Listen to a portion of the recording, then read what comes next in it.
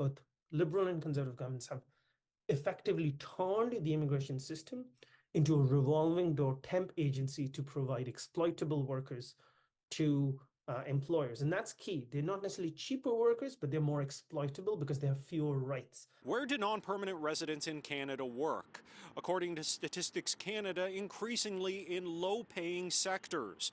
A recent report from StatsCan says 45% of non-PR holders are working in industries like retail, food services and accommodation, as well as administrative jobs and support. Advocates for migrants' rights say that's no accident. The temporary foreign worker program is a program in which people are tied to their employer, and they often live in their employer's homes. So speaking up means that the employer can throw you out on the street, so now you're homeless. You're not allowed to work for anyone else, so you're starving. The employer has the ability to kick you out of the country and ban you from returning, which means you've been deported or you've become undocumented.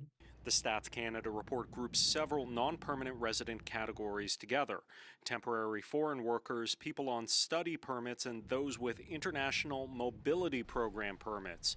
Hassan says what those groups have in common is vulnerability to exploitation. I think part of the problem is that the immigration levels planning that is done annually, where levels are tabled in the Parliament every year, and they're now multi-year levels that are tabled on an annual basis and updated every year, deal only with permanent residents.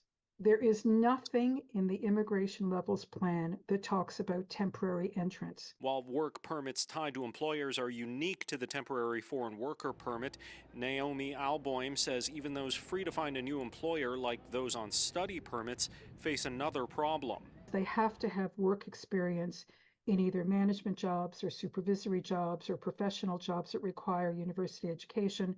The jobs that they tend to do in the food and accommodation area, or in some of these other areas that you've talked about in security as janitors, working at call centers, those jobs do not translate into the kind of work that they have to accumulate and demonstrate in order to transition to permanent residency.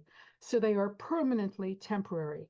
CityNews contacted the Office of Immigration Minister Mark Miller with questions on work protections for non-permanent residents and the promise made by Justin Trudeau in 2021 that there would be a pathway to permanent resident status for all. They referred us to the department itself, which did not respond by deadline. In Ottawa, Xiaoli Li, City News.